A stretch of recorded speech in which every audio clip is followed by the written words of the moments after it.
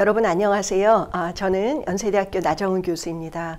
오늘 여러분과 컴퓨팅적 사고라는 주제로 함께 공부를 하실 텐데요. 오늘 제 수업의 목표는 컴퓨팅적 사고, 오늘 같이 한번 이 내용이 뭔지를 살펴보고 이제 다 들은 후에 나 이제 컴퓨터 공부하고 싶다. 이렇게 마음 먹어지면 저는 아주 잘 설명했다. 그러고 기쁜 마음으로 마무리할 수 있을 것 같습니다. 네, 이제 같이 시작해 보실까요? 수학적 사고, 과학적 사고에서 어떻게 정의하고 있는지 살펴보고 컴퓨팅적 사고가 무엇인지 간단하게 한번 다시 설명해 보겠습니다. 그 수학자 김민영 교수님이 쓰신 수학이 필요한 순간이라는 책인데요. 여기에 이렇게 쓰여져 있습니다. 갈릴레오가 이런 말을 했다고 하는군요. 우리가 우주를 이해하기 위해서는 우주에 관해 쓰여져 있는 언어를 배우고 여기에 친숙해져야 한다. 그 언어가 수학적 언어다. 이렇게 표현했습니다. 다른 예를 한번 들어볼까요? 우리가 지금 일상생활에 많이 얘기하고 있는 확률이란 이런 이론이 17세기 시작했대요. 저도 이 책을 보고 알게 됐습니다. 그런데 17세기의 확률은 아주 전문가들이 많이 공부하고 전문가들만 하는 얘기였지 일반 사람들은 몰랐을 거 아니에요. 그런데 지금 우리가 사는 이 시대 사람들은 오늘 37%로 비가 올 것 같아. 비 올 확률이 37%야. 그러면 저희 다 무슨 말인지 알아듣죠. 자, 이런 것처럼 우리 일상과 우주를 이해하는 그런 지식이 바탕이 돼서 생각하는 것들이 수학적 사고라고 합니다. 이 책에 이렇게 쓰여져 있어서 제가 인용해 왔습니다. 과학적 사고도 그 최무영 교수님의 물리학 강의라는 책에 이렇게 쓰여져 있는 것을 제가 가져왔습니다. 과학하는 사람들은 기존 지식에 대해서 의식적으로, 그러니까 의도적으로 이게 맞나? 하는 것을 자꾸 반추하는, 반성하는 것이라고 합니다. 그러니까 항상 진리를 탐구하시기 때문에 우리가 발견한 어떤 것에 대해서 이게 맞나 틀리나를 항상 맞다고 하였지만 절대 진리처럼 계속 반추하는 거죠. 반성적으로 사고하는 것. 또 하나는 지식의 정량화라고 그랬습니다. 정성적으로 하지 않고 과학자들은 정량적으로 기술한다고 합니다. 또 하나는 우리가 여태까지 맞다고 생각하는 것들이 있어도 한 번 그것이 아니다 그러면 아닌 게 되거든요. 그래서 지식의 그걸 반증이라고 하는데 반복적으로 확인해 봤는데도 한 번도 반증이 안 됐으면 믿을 만하지만 계속 반복적으로 확인해 봐서 그것이 이게 아니다 그러면 그것은 더 이상 진리가 아닌 거죠.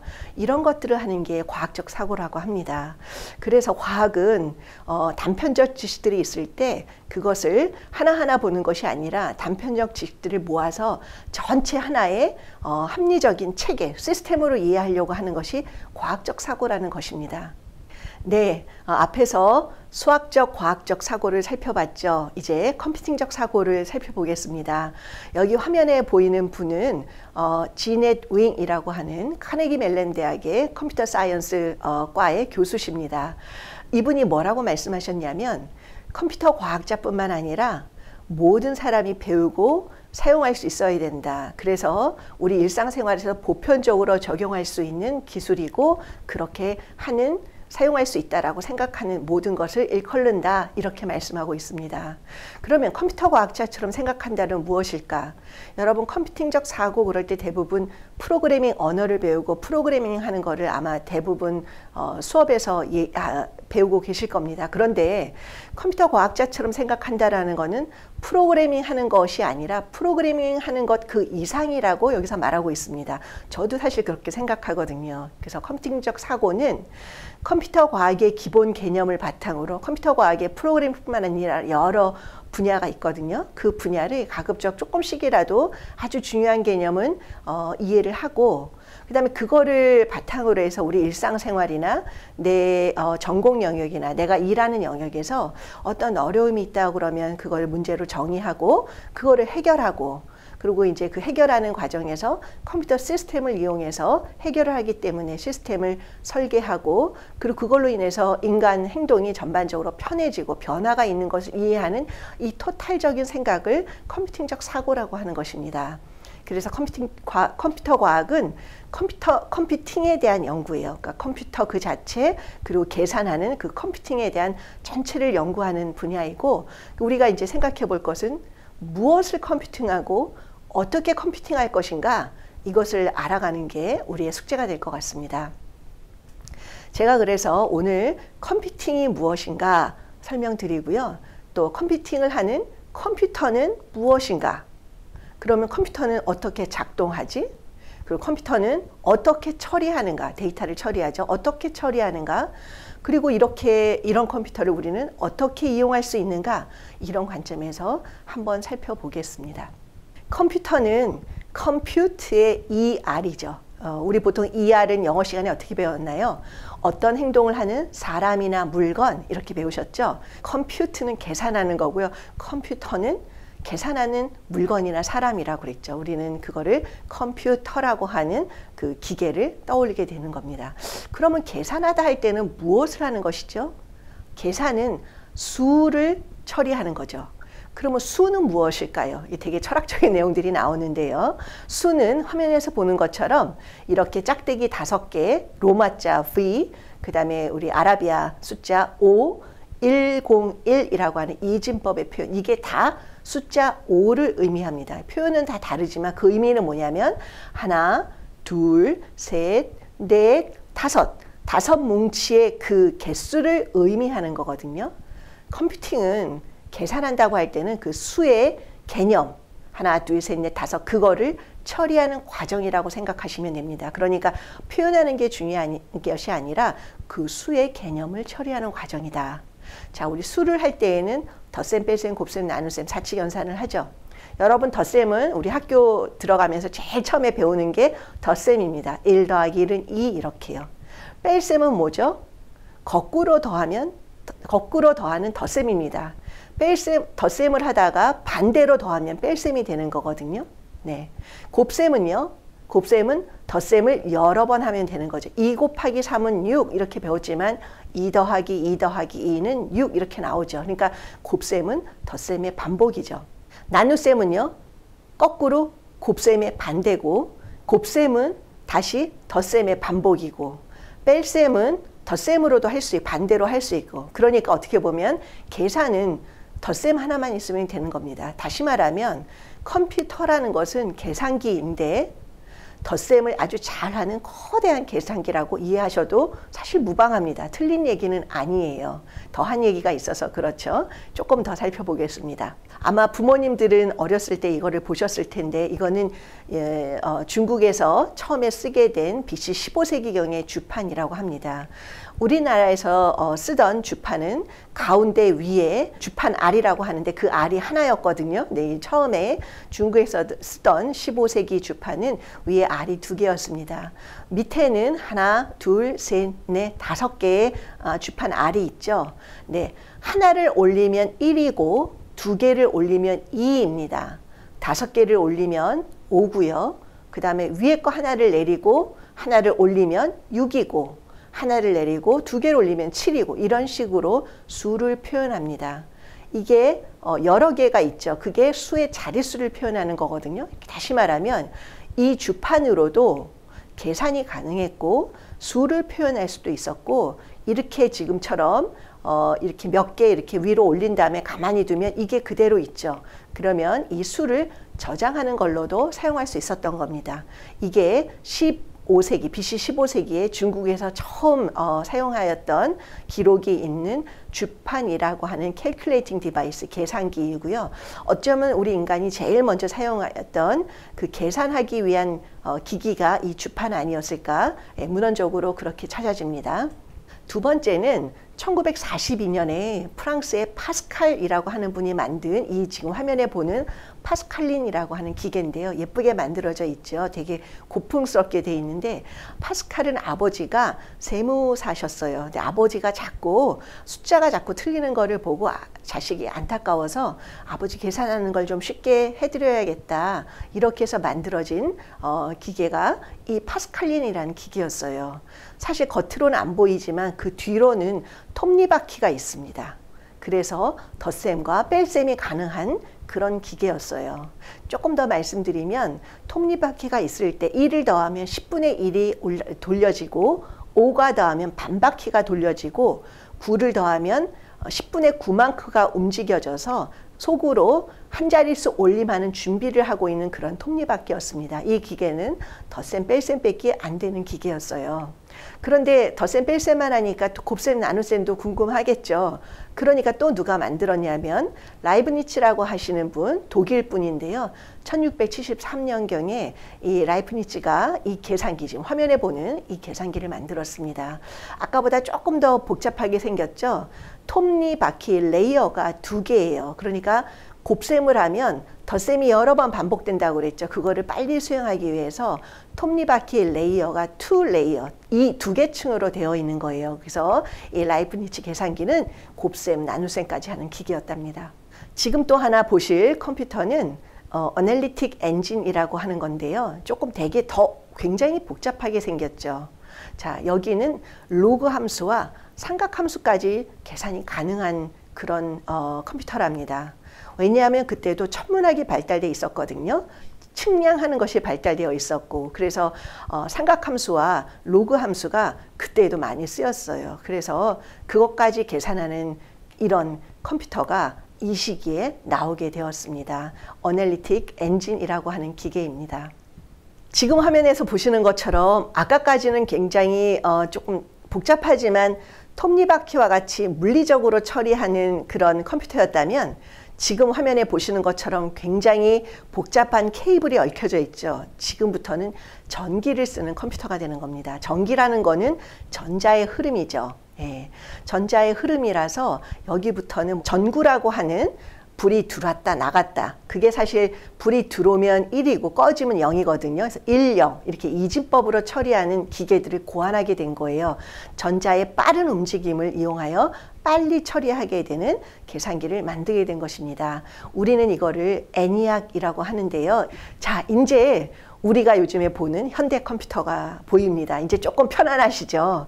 여러분 데스크탑에 올려져 있는 이런 PC, 모니터와 키보드가 있는 PC, 또 여러분이 갖고 다니는 노트북, 노트패드, 그 다음에 또 폰, 그죠? 스마트폰, 이런 것들이 이제 굉장히 편안하게 보입니다. 이게 다 요즘에 우리가 볼 수 있는 컴퓨터입니다. 뭐가 이전과 다르냐? 사실은 솔직히 말씀드리면 달라진 게 아무것도 없어요. 그 커다란 게 달라진 게 아무것도 없다고요? 네, 기본적인 메커니즘은 똑같아요. 그런데 뭐가 다르냐? 컴퓨터에 들어가는 부품이 달라졌어요. 릴레이, 코일을 감아서 전자기를 유도하는 그런 방식에서 아까 벌브라고 그랬죠. 그 전구가 들어가서 켜지면 1, 꺼지면 0. 그게 이제 진공관인데요. 진공관을 사용해서 만들었던 컴퓨터. 그 다음에 트랜지스터라고 이렇게 굉장히 조그만 게 나왔습니다.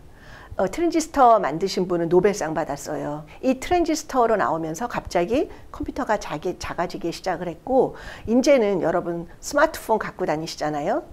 그게 컴퓨터잖아요. 그렇게 조그맣게 됐어요. 예전에는 아까 애니악 같은 경우는 한 방에 다 놔도 여러분 핸드폰만도 못한 컴퓨팅 파워를 가지는데, 이제 손에 들고 다니는 이 조그만한 우리 핸드폰이 그만한 컴퓨팅 파워를 가지게 됐습니다. 대단한 일이죠. 이게 가능한 이유는 왜 그러냐면 직접 회로라고 하는 IC 칩을 그 안에 내장해놔서 그렇습니다. 이런 부분은 주로 전기전자공학 하는 학생들이 더 많이 공부하게 될 건데요. 제가 여기서 말씀드리는 거는 컴퓨터는 이렇게 기본적인 처리하는 방식은 달라지지 않았지만 부품의 발달로 들어가는 소재가 작아짐에 따라서 우리가 이렇게 핸디하게 들고 다니는, 편리하게 들고 다니는 작은 컴퓨터로까지 발전하게 되었다. 이렇게 설명드립니다. 여러분이 어떠세요? 굉장히 흥미롭죠? 네. 이제부터는 그렇게 생긴 컴퓨터가 어떻게 되어 있는지 구조를 간단하게 설명드리겠습니다. 컴퓨터는 보시면 이렇게 박스처럼 생겼잖아요. 핸드폰이든 노트북이든 PC든, 그죠? 근데 그 컴퓨터가 밖에서 들어오는 걸 우리가 입력이라고 하고, 그 입력을 받아들이는 장치를 인풋 디바이스라고 그래요. 예를 들면 여러분들 키보드나 마우스나 또는 카메라나 이런 것들을 입력 장치라고 합니다. 출력은 뭐냐 하면 계산된 것을 밖으로 내보내는 부분이 출력 장치고, 그것이 나왔을 때 모니터에 글자로 보이거나 소리로 나오거나 화면에 그림으로 그려지거나 이런 것들이 출력되는 형태입니다. 아시겠죠? 컴퓨터를 중심으로 입력 장치와 출력 장치가 붙어 있고, 거기에 실제적으로 컴퓨터라고 하는 거는 우리 사람의 뇌와 같은 CPU라고 중앙 처리 장치, 사람과 비슷하다고 해서 생각하는 게 아니고요. 우리 보통 요즘에 인공지능 그러면 컴퓨터가 생각하냐 이러는데 사실 컴퓨터는 생각하지 않아요. 생각하게끔 보이게 로직을 만드는 거죠. 그렇죠? 그러니까 사람들이 다 만드는 거예요. 그 인공지능이라고 하는 것을 마치 기계가 돌아가는데 마치 사람처럼 보이게 하는 그거를 인공지능이라고 하는데 그거 다 사람들이 로직으로 만드는 거거든요. 프로그램으로 만들고. 그래서 컴퓨터는 사람의 뇌와 같이 계산하는 주 처리 장치가 중앙 처리 장치입니다. 우리가 CPU라고 줄여서 말하죠. 또 하나는 메모리라는 게 있는데요. 우리 보통 저장 장치라고 말하는데요. 우리가 계산을 할 때 한 번에 쭉 하지 않고 중간에 값을 저장해 놓기도 하고 저장해 놓은 걸 다음에 다시 불러서 계산하기도 하고 이러거든요. 그래서 중간중간 값을 저장해 놓고 또 하나는 최종 결과 값을 저장해 놓고 밖으로 출력 장치로 내보내기 전에 그 값을 갖고 있는 곳, 그것이 메모리라고 하는 저장 장치입니다. 이해하셨죠? 사실 컴퓨터는 이 네 가지 파트밖에 없어요. CPU, 메모리가 가장 중요하고 인풋 디바이스와 아웃풋 디바이스, 입력 장치, 출력 장치, 크게 이렇게 네 개의 구조로 되어 있죠. 근데 뜯어보면 굉장히 복잡하죠. 뭐 전기 처리를 하는 와이어 어떤 부품들로 다 되어 있는데 그냥 개념으로 도식화해서 말하면 이렇게 크게 네 가지의 구조밖에 없습니다. 그러면 컴퓨터 내부에서는 어떻게 처리하느냐? 아까 그랬죠. 수를 처리하는 기계라고요. 우리 키보드를 누르면 A, B, C, D, 가나, 다라 이렇게 돼 있지만 사실 컴퓨터가 인식하는 건 이렇게 인식하는 게 아니라 숫자로 인식해요. 65, 128 이렇게. 어떻게 하냐면 키보드 하나와 숫자 하나하나가 다 매칭되어 있답니다. 그게 화면 왼쪽 상단에 있는 ASCII 테이블이라고 하는 코드의 정의가 되어 있어요. 우리가 오른쪽에 보면 맛있게 생긴 오렌지가 있죠. 그 오렌지는 오렌지 색이 있잖아요. 그 오렌지는 오렌지 컬러를 표현하기 위해서 어떻게 하냐면 그것도 숫자로 표현해요. 우리가 R, G, B라고 하는데 R은 뭐죠? Red, G는 뭐죠? Green, B는 뭐예요? 옐로우 아니고 블루예요. 그래서 RGB 세 컬러로 모든 컬러를 조합해서 표시하는 겁니다. 여기 화면에서 보면 11111, 0000, 00000 그래서 빨간색이 다 1로 세팅되고 나머지가 그린과 블루가 다 0이면 이건 당연히 레드겠죠. 그런데 11111 이렇게 되다가 하나 부분이 0이고 또 그린과 블루가 다 0으로 되어 있다면 이건 레드일까요?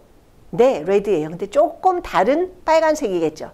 이런 식으로 해서 여러 가지 다양한 빨간색을 표현하는 겁니다. 옐로우는 레드와 그러니까 붉은색과 그 다음에 그린, 초록색의 합성이 옐로우로 나오게 되는 게 빛의 삼원색의 합성인데요. 자, 이렇게 해서 두 개가 다 완전히 1로 세팅되면 이거는 옐로우로 표시됩니다. 이 중에 하나가 0, 이 중에 하나가 0으로 바뀌면 조금 다른 컬러의 옐로우, 노란색이 되는 거죠. 이렇게 색도 숫자로 표시됩니다. 소리는 음파가 공기의 매질을 따라서 이렇게 전파될 때 이렇게 웨이브파, 사인, 코사인 파와 같은 이런 웨이브파로 전달이 되거든요. 우리 그런 거를 아날로그라고 해요. 왜냐하면 아날로그라고 하는 것은 계속 연속된 데이터를 처리하는 게 아날로그예요.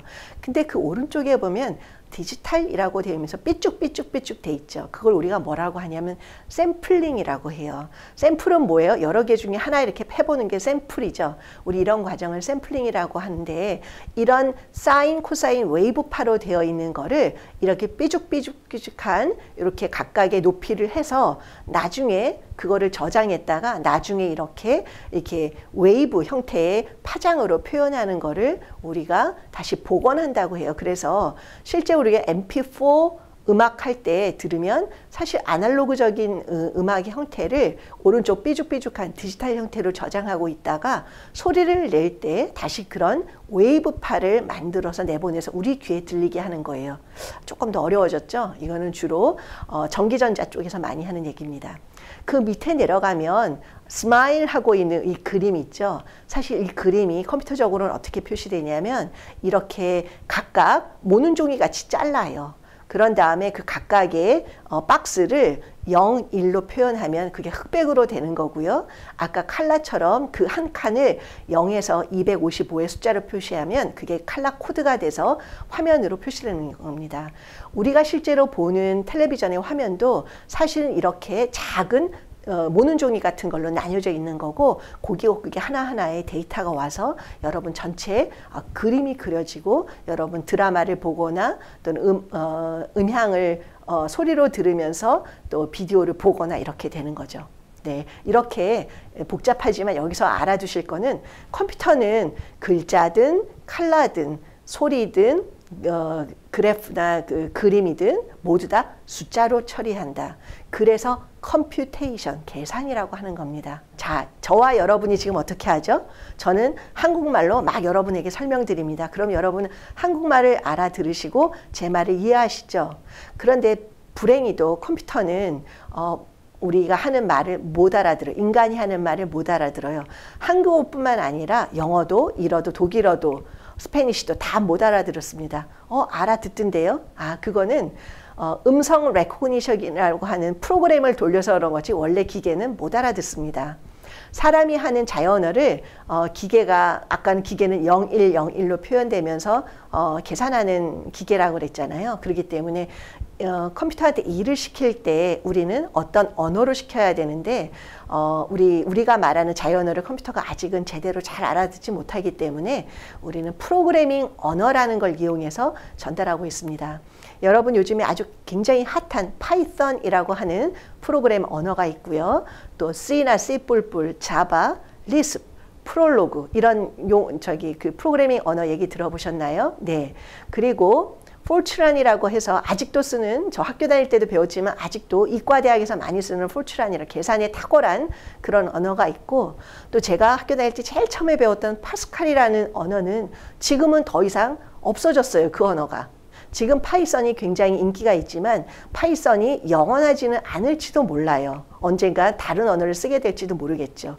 그래서 프로그래밍 언어라는 건 이렇게 컴퓨터한테 시키기 위해서 우리가 프로그래밍 언어로 얘기를 합니다. 근데 프로그래밍 언어는 사실은 기계어가 또 바로 알아듣지는 못해요. 자연어를 못 알아듣기 때문에 프로그래밍 언어를 사용해서 얘기하는데 이것도 사실은 직접 못 알아들어요. 그러면 어떻게 하냐? 사실은 그 중간 단계에 소프트웨어가 있어서 자동으로 컴퓨터가 알아들을 수 있게 1010 이렇게 알아들을 수 있는 기계어로 바꿔줍니다. 그러면 프로그래밍 언어만 배우면 다냐? 아니요. 그렇지 않거든요. 프로그래밍을 해야 돼요. 프로그래밍을 하는 이유는 프로그래밍 언어를 이용하여 프로그램에게 일을 시키기 위함이에요. 왜 일을 시키죠?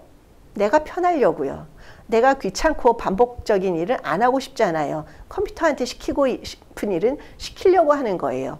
우리는 조금만 일해도 힘들죠. 배도 고프고 먹기도 하고 자기도 하고 쉬기도 해야 되는데 컴퓨터는 먹지도 않고 자지도 않고 쉬지도 않아도 계속 전기만 공급되면 계속 일을 할 수 있거든요. 효율이 아주 좋습니다. 그래서 컴퓨터한테 일을 시켜야 돼요. 그러면 컴퓨터한테 무슨 일을 시킬지 우리가 정의해야 되잖아요. 일을 시키는 일을 컴퓨터가 알아들을 수 있게 표현하는 거, 그거를 프로그래밍이라고 합니다. 프로그래밍은 프로그래밍 언어로 표현을 하는 거죠. 예. 그런데 여러분 프로그래밍은 어디에 쓰일까요? 사실 우리 일상생활에 다 쓰이거든요.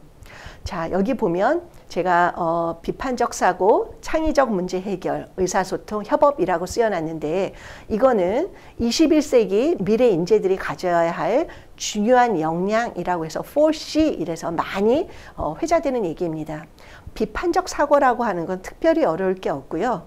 지금과는 좀 달리 생각하는 것입니다.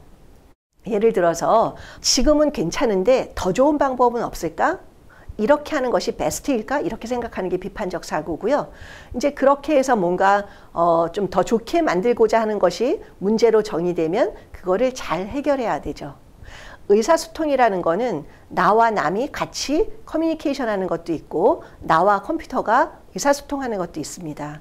그런데 요즘에는 일이 혼자서 못하거든요. 여러 사람이 같이 일해야 되기 때문에 협업하는 게 중요하고 그래서 커뮤니케이션, 의사소통이 굉장히 중요하게 된 거죠.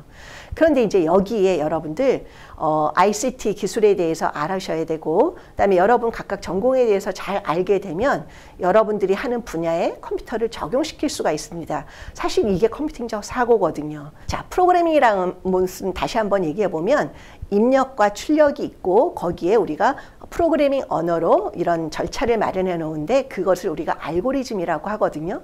복잡하다고 했지만 사실은 딱 4가지밖에 없습니다. 그걸로 5만 것을 다 표시하게 되는 거죠.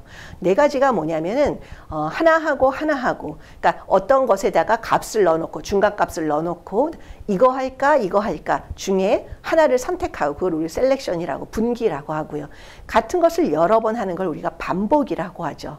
그 다음에 어떤 것을 좀 이렇게 뭉뚱그려서 한꺼번에 일을 하는 게 아니라 부분 나누어서 하게 되는데 우리가 그런 거를 나눠 놓는 걸 모듈이라고 하거든요. 그러니까 큰 일을 한꺼번에 하는 것이 아니라 작은 태스크로 나누어서 여러 개 하는 거, 우리 그걸 모듈화라고 하죠. 이 4개만 있으면 모든 알고리즘을 다 표현하는 거거든요. 그러니까 프로그래밍 언어를 배우고 이 알고리즘을 이런 4가지의 단계로 만들어 놓으면 우리가 어떤 입력 데이터를 줬을 때 우리가 하지 않아도 그거에 대한 아웃풋을 나오게 하는 거, 이거를 컴퓨터가 하도록 하는 것들입니다. 자, 컴퓨터 안에서는 어떤 처리를 하는데요. 처리를 할 때에는 구조라는 걸 컴퓨터가 이용하거든요. 그래서 맨 위에 보시면 이렇게 동그라미들이 있는데 하나 처리해도 되지만 3개씩 묶어서 처리할 수도 있고 2개씩 묶어서 처리하거나 5개씩 묶어서 처리할 수도 있습니다. 이런 걸 우리가 구조라고 합니다. 나중에 데이터 구조라는 이름으로 배우게 되실 텐데 그냥 한번 보기만 하세요. 그 밑에 바로 있는 거는 우리 은행이나 또는 어디 줄서기 하면 한 줄 서기 하죠. 맨 앞에 온 사람이 먼저 처리하게 되고 맨 나중에 온 사람은 줄 서서 기다리죠. 컴퓨터에서도 일을 처리할 때 이렇게 처리하는 방법도 있고요. 그 아래와 같이 맨 나중에 들어왔는데 맨 먼저 처리하게 되는 경우도 있습니다. 우리 뷔페 식당을 가면 접시는 어떻게 해요? 맨 위 거를 먼저 쓰게 되죠. 그게 어쩌면 제일 나중에 들어온 접시인데 맨 위에 거를 먼저 쓰게 되죠. 근데 그렇게 처리하는 자료 구조도 있습니다. 자, 오른쪽 위에 보시면은 이렇게 이상한 모양으로 되어 있는데 우리 그걸 틀이라고 해요. 우리 보통 사전을 찾을 때 가나다라 ABCD 이렇게 되어 있죠. 제가 가 쪽에서 찾으려고 그러면 나부터 뒤에는 안 봐도 되죠. 그러니까 그 팔의 한쪽을 딱 잘라내면 그 다른 거는 검토하지 않아도 되는 거거든요. 그럴 때 우리가 이런 자료 트리라는 나무 구조를 이용합니다. 또 그 밑에 보면 데이터들이 이렇게 뭉쳐있는 걸 우리가 데이터베이스라고 하는데 데이터베이스는 데이터들의 관계에 있는 것들을 이렇게 묶어놔서 관계로도 구조를 설정할 수 있거든요. 그래서 이런 데이터 처리할 때 이런 것들을 하게 됩니다. 그러면 여러분 컴퓨터는 어디에서 사용할까요? 네. 모든 곳에서 다 사용할 수 있죠. 그래서 제가 everywhere라고 하는데 빨간색으로 강조해 놨습니다. 모든 곳에서 다 처리할 수 있다. 내가 할 일을 컴퓨터한테 시키고 지금보다 더 편리한 환경을 내가 만들고 싶은 거예요. 나는 편하고 싶고 컴퓨터는 바쁘게 하고 싶은 거죠. 그러면 저는 쉬면은 노나요? 네. 더 노는 것도 있고 더 쉬는 것도 있지만 더 창의적인 일이 뭔가 있을까? 저는 생각하는 거예요. 그래서 인간은 생각해야만, 사유해야만 존재의 의미가 있는 거죠. 그래서 사람은 생각해야 됩니다. 그래서 컴퓨터를 어디서 사용할 것인가 이렇게 생각하고 그거를 시스템으로 만들고 기획하고 이런 온갖 것을 우리가 컴퓨팅적 사고라고 하는 것이지 컴퓨터 언어를 배우고 프로그래밍 하는 것만이 컴퓨팅적 사고는 아니라는 것입니다. 그러니까 중요한 거는 우리가 생각을 해야 돼요. 우리가 우리 생활을 더 좋게 만들어 볼 수 있는 건 없나? 또 지금보다 더 좋게 활용할 수 있는 건 없나? 그런 생각하는 사람, 아이디어를 도출해내는 사람이 되어야 되는 거죠. 아까도 말씀드렸지만 문제라는 거는 너 문제 있어 하는 그 나쁜 의미의 문제가 아니라 그건 우리가 트러블이라고 하죠. 프로블럼이라고 하는 거는 뭐냐면 지금 현재는 이런데 더 좋게 만들 수는 없을까 하고 꿈꾸는 나의 이상향과 지금이 차이가 있죠. 그 갭을, 그 차이를 우리는 문제라고 하는 겁니다. 그래서 그렇게 설정되면 그거를 해결하는 것, 이것이 컴퓨터를 이용하여 해놓으면 사람은 편리하게 되는 거죠. 예를 하나 살펴볼게요. 여러분은 아마 상상하지 못했지만 여러분들 부모님은 은행 갈 때 저렇게 생긴 통장과 도장을 갖고 가셨어요. 상상도 못할 일이죠. 그러나 불과 얼마 전이에요. 그러다가 조금 좋아진 게 뭐냐면 은행에 가지 않고 전화를 이용해서 한다는 거예요. 요즘에 콜센터에 전화하듯이 전화를 해가지고 1번 2번 이렇게 해서 하셨어요. 그러다가 우리 그거죠. 폰 뱅킹이라고 했습니다. 그러다가 전화 말고 컴퓨터로 하게 됐어요. 우리 그걸 PC 뱅킹이라고 하는데 컴퓨터로 하게 되니까 어떻게 해요? 기다리지 않아도 되죠. 화면에 메뉴가 다 보이니까요. 아까는 기다렸어요. 1, 2, 그러면 음성이 말해 주는 걸 기다렸는데 이제는 화면을 보고 제가 메뉴를 탁탁탁 찍어서 하게 됐습니다. 그러다가 이제 인터넷이 더 보급이 됐고 어떻게 됐을까요? 인터넷 뱅킹을 하게 됐고요. 예. 심지어는 스마트폰에 앱이 다 깔렸죠. 그래서 스마트 뱅킹 합니다. 여러분들 은행에 도장 갖고 가서 돈 찾나요? 여러분 웃으실 거예요. 그죠? 예. 심지어 요즘엔 어떻게 해요? 모두 다 카카오톡으로 SNS를 하니까 누구한테 돈을 줄 때도 카카오톡으로 보내죠. 어떻게 보내요? 카카오페이를 연결하면 보낼 수 있잖아요.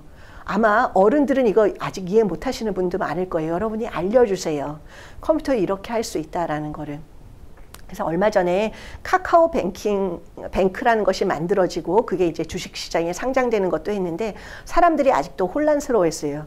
카카오 뱅크는 은행인가 플랫폼인가? 대부분의 사람은 카카오 뱅크이기 때문에 은행법을 적용받기 때문에 은행이라고 하는 게 많지만 향후 이거는 플랫폼으로서 역할을 많이 하기 때문에 이거는 플랫폼이 될 것이다 라고 생각하시는 분들이 많습니다. 또 하나는 제가 이 예를 두 가지를 굉장히 잘 드는데요. 하나는 스타벅스예요. 여러분 스타벅스 많이 가시죠? 네, 여기에 보면 여러분 사이렌 오더라는 것이 있습니다. 어쩜 이렇게 제목도 잘 지었을까요? 사이렌 그럼 삐오삐오삐오삐오 긴급하다라는 거죠. 오더 긴급히 내 주문을 받아달라는 거예요. 이름도 너무 멋지게 해줬어요. 뭐라고 돼 있냐면 한국 스타벅스가 만든 거였어? 네. 스타벅스는 우리나라 회사는 아니에요. 요즘에 신세계가 많이 지분을 인수하긴 했는데 스타벅스 미국에선 이 앱 만든 게 아니에요. 스타벅스 코리아가 한국이 이 앱을 만든 거였고 이제 스타벅스 월드와이드에서 이걸 다 씁니다. 그래서 전 세계의 14%의 고객이 사이렌 오더를 사용해서 주문을 한다고 하고요. 우리나라는 직장 근처에는 25%, 4분의 1 정도의 직장인들이 아침에 출근하면서 커피를 들고 한대요.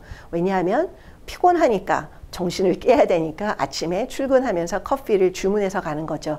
가서 줄 서서 기다리고 싶지 않거든요. 그러니까 내가 지금 15분 후에 도착한다 그러면 그 타임을 계산을 해서 미리 주문을 하는 거죠. 만약 이 사이렌 오더라는 게 없었으면 어땠을까요? 스타벅스에는 줄이 굉장히 길었고 그러면은 기다리지 못해서 가는 사람이 생겼을 거고요. 그 다음에 그러면 이 사람들을 잃지 않으려고 그러면 캐셔를 많이 그러니까 접수받고 계산하는 사람들을 많이 두어야 되는데 그러면 비용이 많이 들죠. 그래서 어떻게 하냐면 사이렌 오더라는 앱을 만들게 된 겁니다. 굉장히 똑똑한 생각이고 이런 것들이 컴퓨팅적 사고예요. 자, 스타벅스에서 이 어플이 되면 어떻게 해요? 사이렌 오더에 돈을 적립해 놓죠. 자, 이래서 이렇게 핀텍으로까지 연결되는 이런 비즈니스를 하고 있는 겁니다. 그러니까 단순 컴퓨터 하나에서만 머무는 게 아니라 금융까지도 이렇게 넘보게 되는 그런 여러 가지 사업 구상을 해볼 수 있는 겁니다. 자, 컴퓨팅적 사고는 그러면 컴퓨터 과학자만 하는 건가요? 여러분 답해 보세요. 아니죠. 네, 모든 사람이 컴퓨팅적 사고는 할 수 있습니다. 그래서 여러분 배워야 합니다. 그래서 여러분 읽고 쓰고 계산하고 이런 거 할 때 우리 국영수 이런 거에서 배우잖아요. 그런데 컴퓨팅적 사고도 그래서 배워야 된다라는 거예요. 제가 여기서 왜 배워야 한다고 써놨냐면요. 컴퓨팅적 사고는 하는 거지만 컴퓨터가 무엇이고 컴퓨팅적 사고를 어떻게 하느냐를 알기 위해서 컴퓨팅에 대해서 배워야 된다는 것입니다. 이해되셨죠? 사고는 하면 되지만 여러분 컴퓨팅에 대해서 전반적으로 알아야 되는 거죠. 그런 다음에 인간이 컴퓨터보다 더 잘할 수 있는 것은 무엇인지, 컴퓨터가 인간보다 더 잘할 수 있는 건 무엇인지 분별해서 컴퓨터한테 시킬 일을 정의하고 해결하도록 하게 하는 것, 이런 생각을 하는 것이 컴퓨팅적 사고라고 합니다. Computational Thinking. 이제 이해되시죠? 네. 컴퓨팅적 사고는 답을 한 가지만 요구하지 않습니다. 저도 학교에서 수업을 하다 보면 이제 프로그래밍 언어를 가리키고 프로그래밍 하는 걸 가르치는 수업이 있는데 그 수업에서 학생들은 뭐라고 하냐면 교수님 답 주세요. 이거의 정답은 뭐예요? 정답 없습니다. 한 가지 답만 요구하지 않습니다. 이렇게 가도 되고 저렇게 가도 돼요. 이 인풋을 넣었을 때 이 아웃풋이 나오면 다 맞는 거예요. 이 오류가 들어갔는데 답이 나오면 그거 틀린 거죠. 오류가 들어가면 오류가 나와야 돼. 오류를 인식해야 되는 게 맞는 거죠. 그래서 컴퓨팅적 사고는 한 가지 답을 요구하지 않습니다. 2018년부터 4차 산업혁명에 따른 코딩 의무 교육이 이제 사회적으로 너무 필요해요. 그래서 제가 이걸 갖고 왔어요. 비전공자도 네카라쿠베 뚫어보자. 아마 웬만한 어른들은 네카라쿠베 그러면 아마 모르실 거예요. 근데 여러분들 다 아시죠? 예. 이런 기업에 IT 기업에 가기 위해서는 비전공자들도 컴퓨터에 대해서 알아야 된다는 거예요. 게임 회사는 신입사원이 들어오면 코딩 과외를 한대요. 배터리 회사는 물리학을 다시 가르친대요. 그 얘기는 뭐냐면 대학 졸업해서 똑똑한 학생을 뽑아왔는데 하나도 쓸만한 학생이 없다라는 거죠. 그러니까 게임 회사가 일을 해야 되는데 공부를 다시 시키고 배터리 회사가 다시 물리학 공부를 가르치고 이러는 실정이랍니다. 여러분 사회에서 필요한 일꾼으로 성장하셔야죠. 그래서 답을 요구하는 공부를 하는 게 아니라 답을 내가 만들어내는 공부를 하셔야 됩니다. 그게 창의, 융합형, 인재로 키워지는 여러분들이고요. 그래서 여러분들 교실 안에서만 배우는 게 아니라 눈을 돌려서 사회에서 어떤 일이 일어나고 있나, 어떤 것에 관심을 가지고 사회가 나가고 있나 이런 거를 보면서 프로젝트 같은 것들, 경험을 많이 해보는 수업을 하는 것이 여러분들한테 제일 좋은 살아있는 교육이 될 겁니다. 이렇게 공부한 사람들은 사회에서 정말 뽑아가고 싶어하는 인재가 될 거예요. 이제 아셨죠, 여러분? 어떻게 공부해야 되는지 쉽지는 않습니다. 차근차근 공부하시되 여러분 꿈이 있어야 돼요. 그 단계를 넘고 그 다음에 생각하는 사람이 되셔야 컴퓨팅적 사고를 하셔야 여러분이 정말 창의융합형 인재로 육성되는 그런 과정에 있다는 것을 아실 것입니다. 여러분, 미래의 주인공은 전가요? 아니죠. 여러분이죠. 나야 나. 여러분들이 그렇게 말하고 있으시죠? 네. 이렇게 하시려면 컴퓨팅적 사고를 제대로 잘 이해하셔야 돼요. 초거대 AI 생태계 활성화, 민관 손잡다 이렇게 나왔어요. AI 생태계가 활성화되어야 된다고 합니다. 인공지능 얘기 많이 하죠. 그런데 인공지능에서는 빅데이터가 없으면 인공지능은 무용지물이라고 말합니다. 이 얘기가 뭐냐 하면 인공지능은 사실은 이거는 엔진이에요. 엔진을 만들어 놓으면 내가 원하는 인풋을 넣었을 때, 그러니까 인풋이 들어왔을 때 사람들이 생각하는 아웃풋이 제대로 나오게끔 하려고 그러면 학습을 시켜야 돼요. 우리 그걸 머신 러닝 그런 말 들어보셨죠? 학습을 시켜야 되는데 학습할 때에는 좋은 데이터들이 들어가야 돼요. 나쁜 데이터들이 들어가면 나쁘게 학습하는 거예요. 그래서 올바른 결과를 내주지 못해요. 그러니까 제대로 학습하려고 그러면 우리는 어떻게 해요? 좋은 데이터를 넣어야 됩니다. 그러니까 좋은 데이터가 나오는 곳은 어디죠? 전 분야에서 다 나오죠. 보건을 하는 사람은 보건 데이터를 이해하실 수 있고요. 언어 하시는 분들은 언어 데이터, 역사 하시는 분들은 역사 데이터, 미디어 하는 사람 미디어, 수학하는 사람은 수학, 과학하는 사람은 과학, 공학하는 사람은 공학, 소재하는 사람은 소재. 각각 다 자기만의 언어와 데이터가 있는 것입니다. 엔진은 아무데나 가서 다 만들어서 붙이면 되는 거거든요. 그러니까 사실은 AI와 빅데이터가 있을 때 더 중요한 거는 데이터입니다. 좋은 데이터를 구분해낼 수 있는 능력, 그거는 자기 분야에 대해서 제일 잘하는 거거든요. 그래서 제가 여러분한테 당부하는 거는 물론 이런 정보기술 화시대에 이런 IT가 굉장히 중요합니다만 이 공부도 해야 되고 여러분들 공부는 더 열심히 해야 됩니다. 그래야지 여러분들 영역, 그걸 우리가 도메인이라고 하는데요. 도메인 날리지, 도메인 그 영역에 대한 지식을 가진 사람이 될 거고 거기에 IT, 정보기술 능력을 얹으면 여러분은 컴퓨팅적 사고를 할 수 있는 사람들이 되는 겁니다. 기술이 좀 부족하면 어때요? 나중에 그 부분은 컴퓨터 한 사람과 모여서 같이 커뮤니케이션하고 협업하면 되는 것이죠. 이제 여러분 아셨나요? 네.